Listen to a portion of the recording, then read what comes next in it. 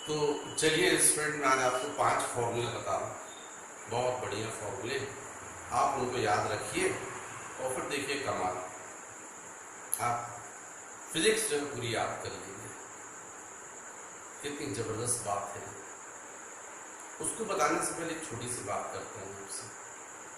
पहला फॉर्मूला मुझे बताना है, उसी के अंतर्गत ये है, पर उसको याद करने के लिए आपको थोड़ी सी चीज़ समझनी पड़ेगी। और वो चीज़ क्या है, मैंने एक वीडियो देखा। अब उस वीडियो में मुझे बताया गया था कि 124 का 26% कितना निकालिए। स्वाभाविक है टाइम लगेगा। 124 इंटू 26/100 आप उसको गुणा भाग करेंगे, मल्टीप्लाई डिवाइड जो भी करेंगे और उससे आपका आंसर आएगा। लेकिन उन सज्जन ने बहुत अच्छा ट्रिक बताया। उनने बताया कि 124 इसका 26%, इसका मतलब 25% प्लस 1%, किसका 124 का। अब 25% का मतलब क्या होगा, 25/100। 25/100 कितना हुआ, 1/4 प्लस 1%, 1% मतलब 1/100।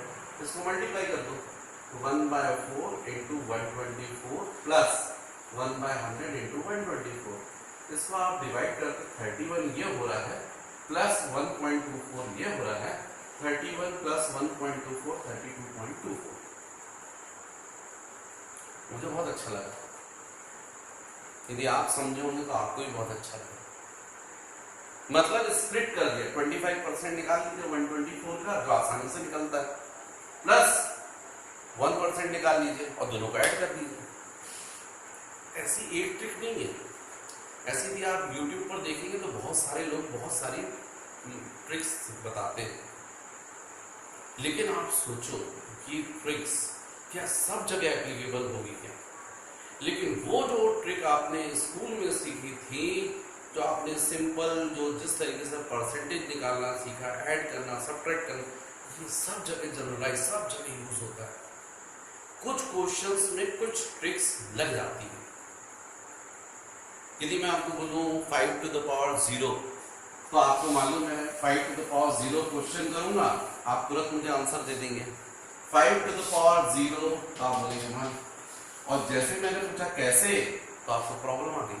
तो ये तो आइडेंटिटी होती है, मैडम ने बताया था हमको, रटा हुआ है आपने।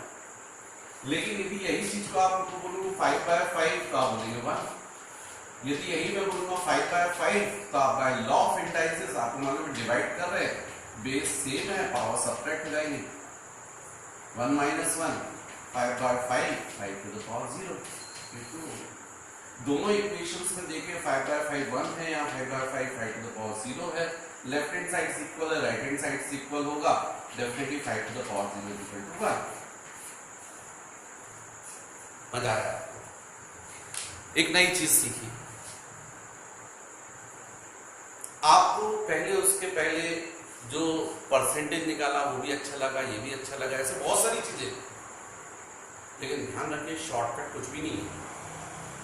कुछ क्वेश्चंस में कुछ मेथड अप्लाई हो सकती है, लेकिन जो सॉलिड है वो कभी नहीं बदलता।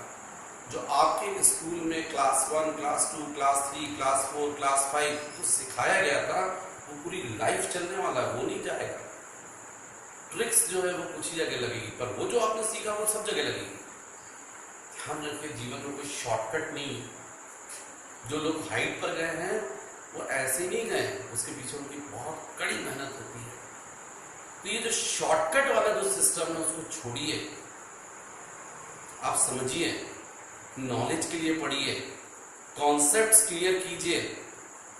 एग्जाम में केवल पास होना है, मार्क्स लाना, उसकी मत पढ़िए।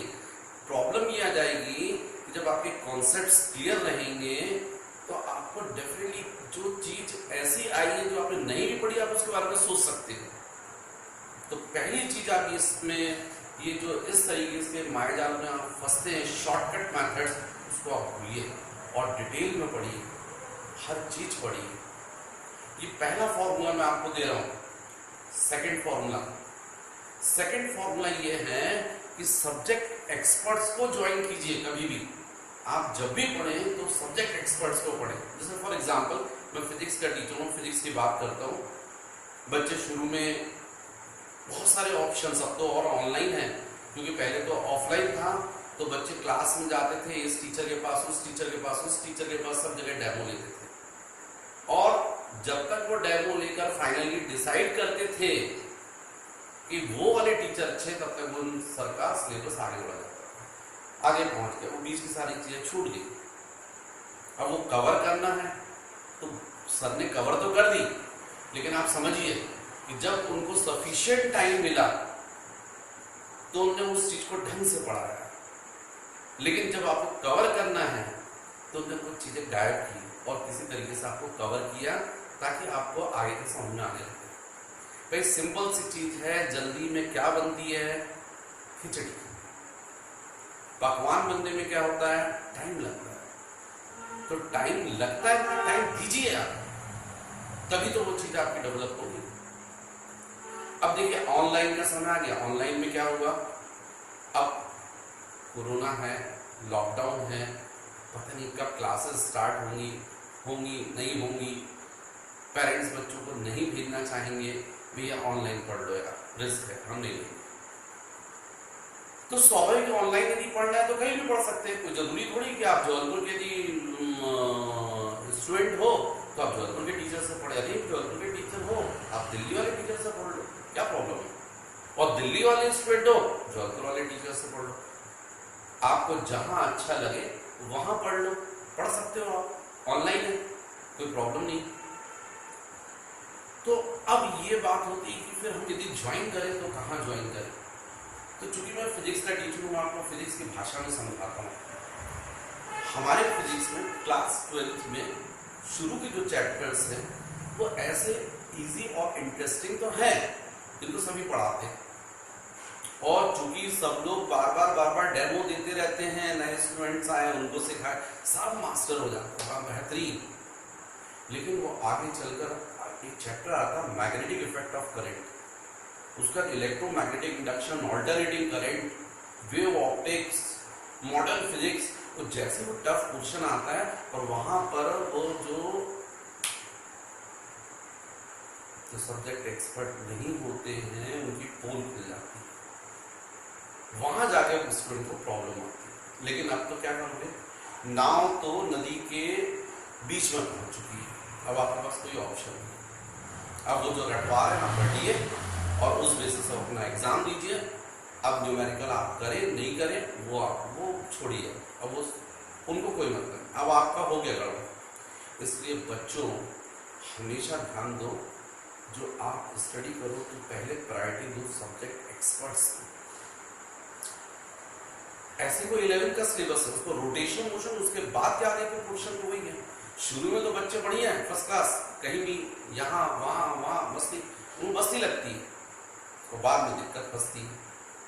तो आप इस चीज़ों को मत कीजिए। ये मेरा आपको सेकंड फॉर्मूला है, आप समझिए, उस बात को गंभीरता से लीजिए। आपके करियर का सवाल है, आपकी ये 2 साल हैं, ये आपके आगे की 30 साल की जो लाइफ है, 40 साल की लाइफ, उसको डिसाइड करते हैं। इस वक्त यदि आपकी परिपक्वता नहीं रही, मेच्योरिटी नहीं रही, आपके पेरेंट्स ने मेच्योरिटी नहीं दिखाई, तो ये खामियाजा आप भुगतेंगे। अब तीसरा जो मैं आपको कहना चाह रहा था कि जो आपने पढ़ा है उसका रिवीजन कीजिए। अब ये रिवीजन क्या होता है? स्टूडेंट बोलते हैं अरे यार वो पढ़ा तो है, बस उसी चीज को क्या रिवाइज करें, समझ में आ गया, बाद में देखेंगे।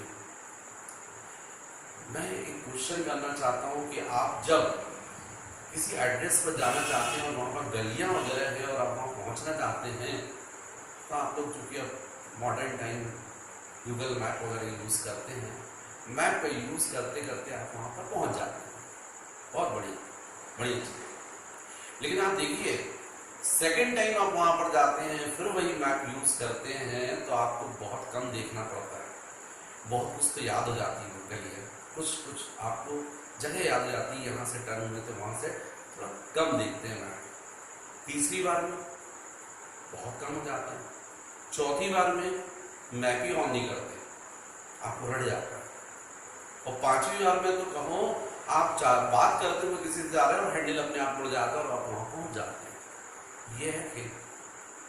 Practice makes a man perfect. आप ओवर कॉन्फिडेंट मत होइए कि हमको समझ में आ गया, हो गया, टीचर ने पढ़ा दिया, हमको बहुत बढ़िया लगा, समझ में आ गया। आप गलत फहमी में आप उसको छोड़ेंगे, आप भूल जाएंगे। जब आप स्टार्ट करेंगे फिर वो नए सिरे से कहानी होगी। जबकि जैसे ही आपको पढ़ाया है वहीं पर आपको उसी दिन रिवाइज करना चाहिए। आप आगे का मत पढ़ के जाइए, टीचर को पढ़ाने दीजिए, आप ब्लाइंड होकर जाइए, जैसा वो समझा रहे हैं समझिए उसको, लेकिन पढ़ने के बाद उसको जरूर पढ़िए, बुक से भी पढ़िए। देखिए कहीं ऐसा तो नहीं कुछ गलत पढ़ा दिया हो, कुछ मिस हो गया हो। बुक उसमें सब, जब राइटर लिखता है तो 4, 5, 6 बुक्स सबको लेके लिखता है, उसमें सब कंप्लीट होता है, तो आपको वो चीज़ पता है कि हाँ भाई टीचर से भी गलती हो सकती है, मिस हो गया हो। ये तीसरा फॉर्मूला आप याद रखें, revision. Practice makes man perfect. अब एक और चीज है कि मैंने देखा कुछ स्टूडेंट्स, फोर्थ फॉर्मूला बता रहा हूं, मैंने थोड़ा सा एक महसूस किया, फिजिक्स थोड़ा अच्छा सब्जेक्ट है, टफ सब्जेक्ट भी कह सकते हैं, कुछ लोग को लगता है टफ, लेकिन बड़ा इंटरेस्टिंग सब्जेक्ट है।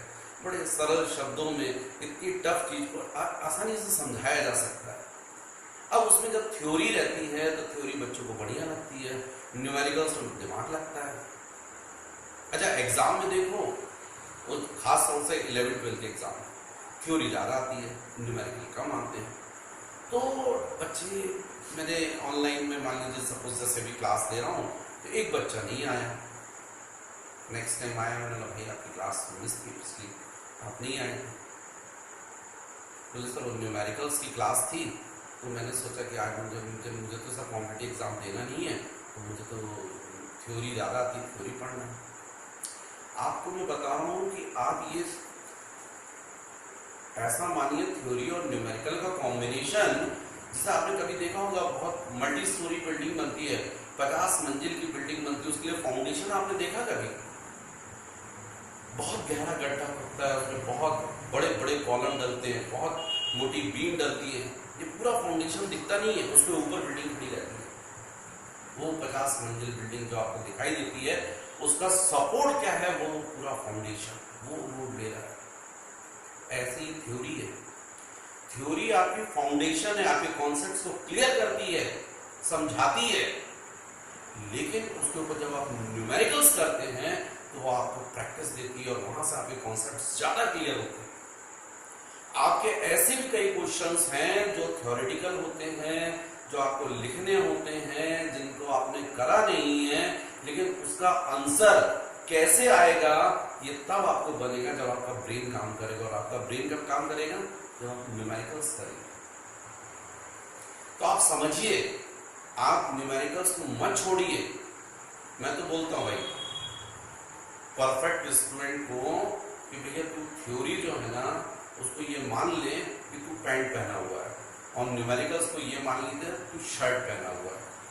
यदि तू थ्योरी और न्यूमेरिकल दोनों करेगा तब समझ ले तू पैंट शर्ट दोनों पहना है, और यदि तूने न्यूमेरिकल छोड़े तो ये समझ ले तू केवल पैंट पहन के घूम रहा है, न्यूमेरिकल नहीं, मतलब सब गड़बड़। तो बच्चों इस बात को समझो, गंभीरता से लो, आप न्यूमेरिकल्स मत छोड़ो। एक लास्ट पॉइंट मैं आपको बताता हूँ, फिफ्थ जो मुझे बोलना चाहिए, ये 5 फॉर्मूले पर मैं बेस बात कर रहा हूँ। आपको मैं एक सिंपल सी 5वां फॉर्मूला मैं बोलता हूँ आपको फिजिकल एक्सरसाइज करो। आपको बोलेंगे कि एक काम करो, जिम जाओ और वेट लिफ्टिंग करो, खूब वजन उठाओ, एक महीना करो, 20 किलो का वजन, 50 किलो का वजन, आप जिम करो। जानते हो क्या होगा? ये जो आपने फिजिकल एक्सरसाइज की उससे होगा क्या? आप पहलवान बन जाओगे, आपके यहाँ से कट्स ये आ जाएगा, ये डेवलप हो जाएगा, बढ़िया अच्छा मस्त पहलवान है। ये फिजिकल एक्सरसाइज का कमाल है। और जो पढ़ाई करते हो, पढ़ाई एक्चुअली में ब्रेन एकदम कॉम्पैक्ट है, ब्रेन को आप ओपन नहीं कर सकते।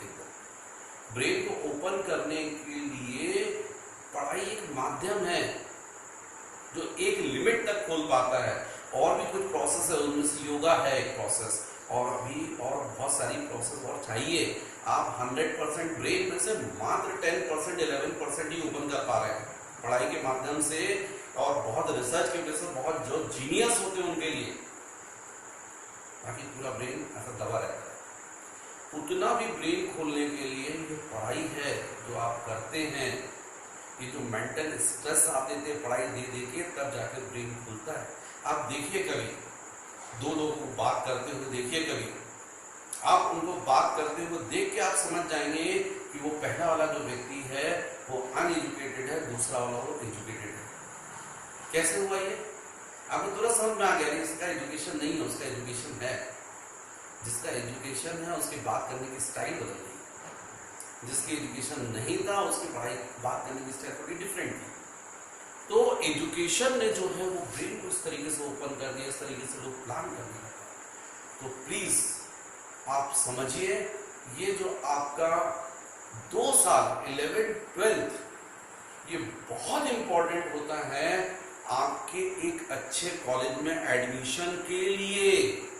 और कॉलेज में जो आप 4 साल अच्छी पढ़ाई करते हैं वो आपका उपयोगी होता है अच्छे जॉब के लिए। ये 6 साल की मेहनत आप यदि अच्छे से करेंगे तो आपको कोई दिक्कत नहीं है। तो मेरी बात को आप थोड़ा सा सीरियसली लें, मैं आपको गाइड करना चाह रहा था और मेरी बातों पर आप यदि अमल करें, मुझे लगेगा आपका भविष्य उज्जवल होता है। यदि मेरे समझाने से, तो मैं तो इसके लिए ईश्वर का बहुत कृतज्ञ हूँ कि मैंने आपको समझाया और आपको अपनी लाइफ